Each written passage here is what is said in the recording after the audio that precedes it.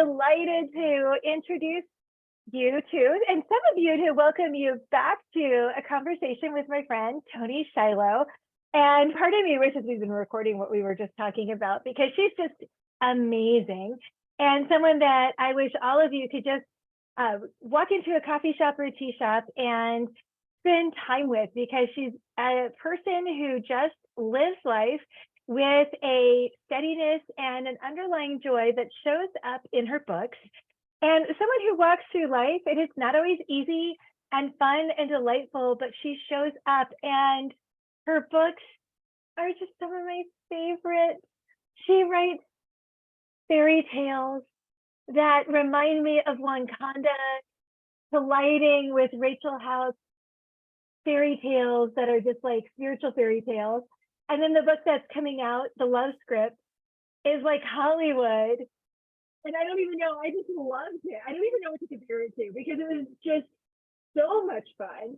And I don't know, it was like a little bit of Sweet Home Alabama. And I don't know why I'm even drawing that connection, but it made me think of something like that colliding with Hollywood and behind the scenes. And it's a Cinderella story, almost like Princess Diaries in a way, but it's Hollywood.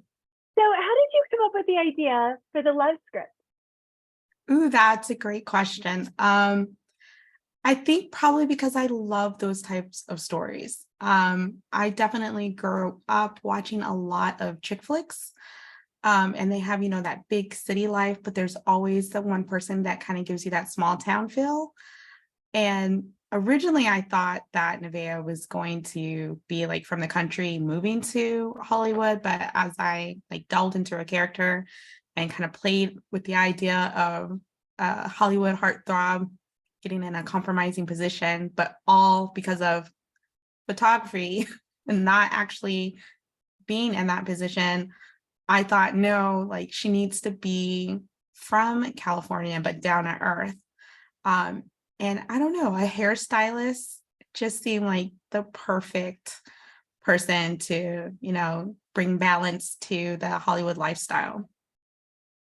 Well, and what I loved about Neavah is she's not your stereotypical heroine where she's a size 2 who's perfect in every way. She's real. She's real in so many ways. She doesn't aspire to be on the screen. She wants to make other people feel beautiful. And in so many ways, I could picture her as my friend who does my hair. And I love getting to spend time with her because I walk out and I'm always telling her this. I'm like, I feel beautiful after I spend some time with you. And that's how Neavah kind of came across to me, as she's this beautiful, vivacious person who brings out the best in other people. And yet at her core, there's like this insecurity with who she is. Right. And yet the hero, who's this heartthrob, A-lister, big screen guy, sees her for who she is. So how did that come to be? You've nailed them perfectly, like who they are. Neavah is definitely that person. She wants to bring out the beauty in others. She wants them to feel comfortable, them to be a delight. And I think probably it is because at her core, she's insecure. Not in the way that drags her down every single day, but in those little moments where maybe someone said something unkind and it strikes you inside because you've wrestled with those thoughts. So I think because of her insecurity, she wants to make sure that people don't feel that way around her. But like you said, Lamont sees her for who she is. And I think it's because he's grounded in the Lord. He hasn't always been that way, but I feel like sometimes when you led a sinful life and then you come into the family of Christianity, you're able kind of to just see other people at the core because you recognize maybe things you wrestled with in the past and you can see it in them. But I think he just wants to value people. He wants to be valued. He wants to value others. And it's this perfect complement between the two of her bringing comfort, him valuing other people. And that's exactly what each other needs. I probably did that on purpose, but I'm a pantser. So It felt organic at the time. There is this really perfect juxtaposition of the characters. And, he brings out the best in her, she brings out the best in him. He's panicked about his mom. She's caring for his mom, and that's what actually brings them together to start with. And then he sees the beauty in her. She's so insecure, and now she finds herself in this place where she's helping save his career and losing everything in the process. And it's just this perfect blending of everything that could go wrong when everyone's like, oh my gosh, you've got everything. You've got this A-list, boyfriend now. And then does she really? And it's just such a great book, and I loved it. And I can't wait for book 2 and 3 because you set them up perfectly, and it's just the full package. But it's also really this wonderful, like, fairy tale in a lot of ways, because I think we all at some point in time have been like, who hasn't imagined what would it be like to fall in love with someone from Hollywood? What would it Right. really be like to have that happen? Just like with your prior series, what would it be like to fall in love with royalty? The whole Princess Diaries idea. And I think we're all like, oh, that would be amazing. But I've been reading a book on, Mrs. Kennedy and her Secret Service agent. And like, there's a lot of junk that comes with being either Hollywood royalty or royalty, even on a made up country. And it's not all it's cracked out to be. So why is this where you tend to at least write these types of books? What is it about it that fascinates you as an author, or you think fascinates us as readers? That's a great question. I think what fascinates me as an author is what fascinates me as a reader. It's the idea that they look like they have it all. Sometimes we're like, well, if I could escape from my, middle class or impoverished budget and have it all. But then you always hear the phrase, more money, more problems. And I think that's something that always makes me curious. Like, is it really, more money, more problems? Or are we all in this life struggling in some aspect or another, whether it's with faith, whether it's with the life you've been dealt, prince, not prince, Hollywood royalty or hairstylist? Like, I think at the core, we're all the same. I hear some readers say they don't like billionaire romances or royalty. They just like regular people, but I think we're all regular people. We just all do something different. And so that's what I like to explore, is, are they really regular? Are they really have the same values, the same hopes and dreams? And how can I bridge the gap between, what we perceive and what's actually real? And I love that in To Win the Prince, because in To Win the Prince, you actually stripped away all the benefits of royalty and kind of thrust him into, well, this is how the other half lives, buddy. What are you going to do with it? Exactly. And that, honestly, I had so much fun. Just like, what else can I take away from him? Like, Yeah, you think you're low, but let's bring it down a little bit lower. it was so much fun because you can see where you're like, okay, and now we'll put your face a little lower into the dirt. What are you going to do now? And you're like, oh, you poor privileged little buddy. Let's see what happens. And it was, you can just imagine. And it was so much fun. And yet we all have our places in our lives where we act like that, where we're like, don't take this from me. Don't take this from me. It's my identity. Yes, And we don't have to be royalty to have those things that if they're stripped away, we're like, oh my gosh, who am I? exactly.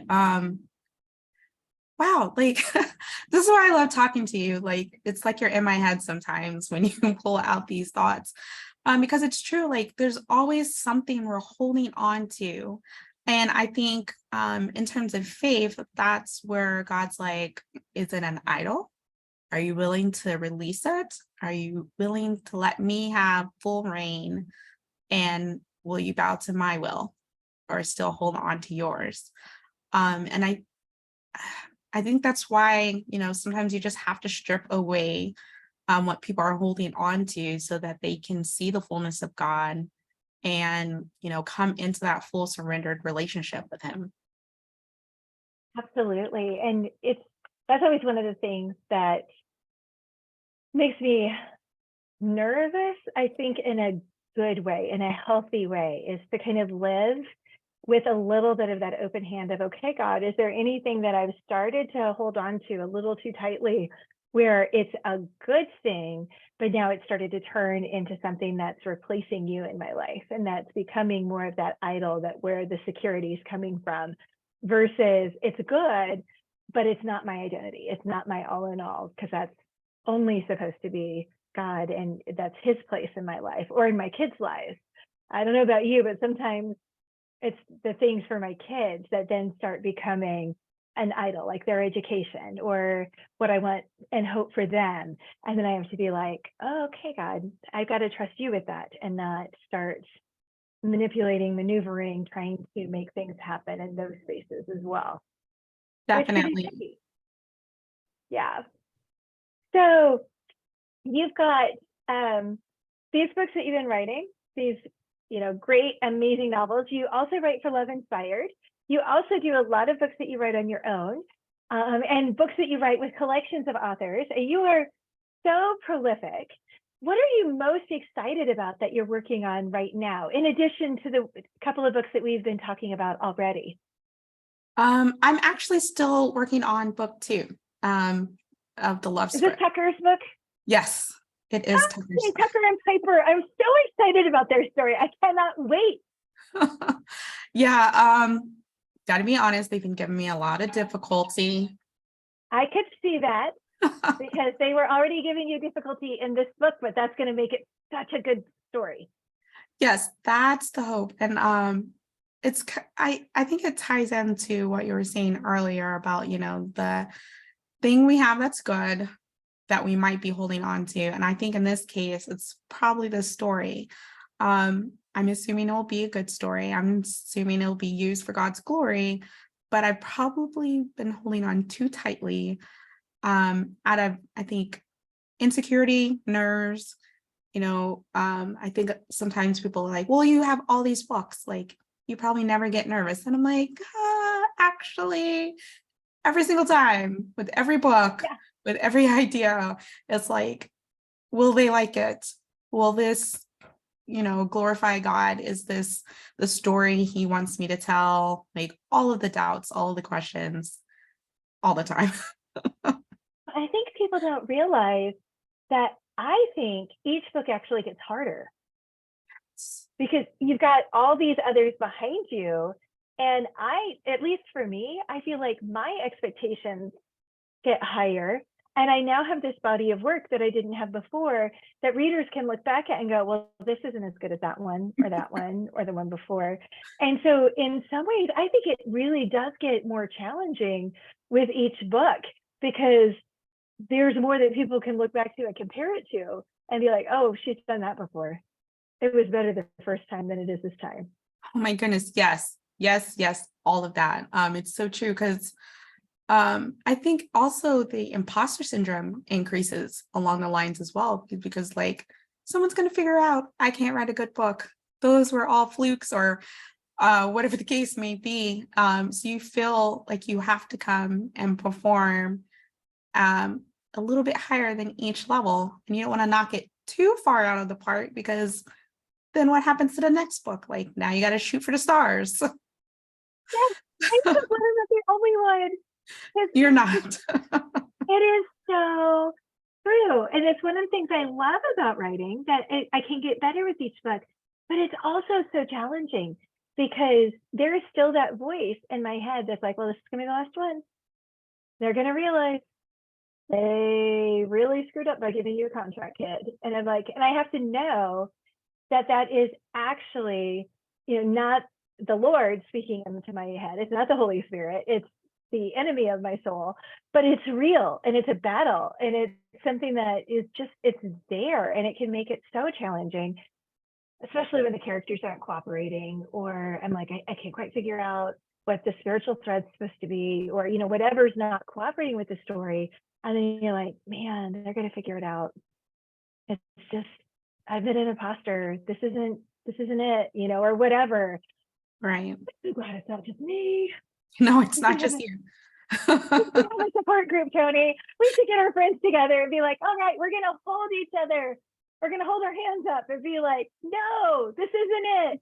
I'll Yes, be your Aaron. I'll hold your hand up. yes, definitely. It sounds awesome. So, um, what is the thing that with all the books you've written, because I think you're probably at about 20 now, or are you at 25? I'm over like 28, I think. See, I knew you were a fast writer. So with 28-ish, what is the thing that you're working on right now? Because probably when I was hitting about 25, 28, mine was really going deeper with characterization, particularly on my heroines, because that was the thing that I kept seeing in my reviews. Heroes were great. Heroines, people were like, yeah, I just couldn't quite connect with her. That's a good question. I think for me, I want to hit the emotional portion, that part that tugs at the reader's heartstrings and doesn't let go until either they cry or they like feel totally in love with the characters, with the story, and that it's changed something pivotal inside. I think that's definitely, I want to go for the emotions. You totally did that with the love script. I loved it from page one. There was something about Neavah that I just, she was so the girl next door. She was Yeah. so that person I could imagine just being friends with for the rest of my life. That, there were parts of it I was like, I know where this story's going. I know what's going to happen. And I was just in for it. I was so vested in her and seeing the ATA and seeing what was going to happen. And I was vested. That's the best way to put it. I was so in for it. And I loved it because that's always a challenge for me as a reader with romance. Because I'm like, I know what's going to happen. I know what Right. the end result's going to be. And yet I so was just like, oh, I want it for her because she's amazing. I just want her to get everything she deserves that she doesn't think she does. And I just loved how she poured into his mom and all these other people, and she learned to stand up for herself. And so I would say you're doing it, which is awesome. Thank you. I really appreciate that. I loved her and I was hoping other people would love her. It's one of those things you're like, am I the only one laughing? Am I the only one saying she's the best? Or will other people also agree? Well, I at least agree. I thought she was awesome. And Lamont was great. Don't get me wrong. Lamont is definitely an awesome hero. But there was something about Neavah that I just adored. And I don't know. I tend to be a little more skeptical on heroines. I guess I'm tougher on my girlfriends. I don't know. But she was Yeah, someone I was like, man, I wish she was real because she'd be awesome to hang out with. right. And we would never leave the house looking a mess, like never, right? You know, I could use her as a stylist. There is no question about that. The miracles she worked in that 1 hour film test, I was like, man, what could she do with me? Agreed. So, what is a book that you've read lately that you just couldn't put down? Ooh, Courtney Walsh's My Funny Valentine. Did you read it? Yes, I have it downloaded, but I haven't read it yet. It was from the beginning, I was laughing. And it's so I love rom-coms. I read a lot of rom-coms, but I don't laugh out loud at a lot of rom-coms just because I feel like my humor is different than what most people put in rom-coms. Yeah. But no, with hers, I was actually laughing out loud. I was like texting my friends, like, oh my goodness, are you going to read this? I texted my mom. I was like, you have to read this. And my mom's like, okay. And then she texted me. She's like, oh, that part. And we're like laughing back and forth. I was totally invested in that. And that one is a fake relationship as well, like the love script. And in that one, it's the hero is a hockey player, so you got the little fame going on. So yeah, I was totally there for the whole thing. And now I'm like, when can I go back and reread it? Just That's awesome. That's the best sign too, when you can't wait to reread it. Have you read Positively Penelope yet by Pepper Basham? I haven't. I read Authentically Izzy, but I haven't read Yeah. the second one yet. I laughed out loud. And I could tell from Authentically Izzy that Penelope's book was going to be fun. And now I Okay. cannot wait for Luke's story because he's just so deadpan. I know she's like, I don't know how I'm going to do his book. And I'm like, it's going to be awesome. I am so here for it. I cannot wait.